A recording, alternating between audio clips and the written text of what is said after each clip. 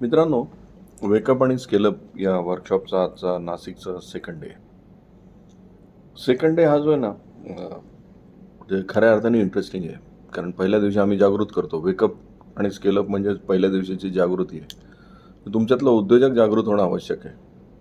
तो जर त्याच्या जागी जर फक्त काम करणारा व्यक्ती असेल, तर त्याला जागृत करून उपयोग नाही आहे. सो उद्योजक जागृत झाल्यानंतर मग उद्योगावर काम सुरू होतं. मग त्याला लक्षात येतं की अरे मी जे काम करतोय ते उद्योगावर काम करत नाही आहे. मी इतके दिवस जे काम करत होते फक्त कामावर जात होतो.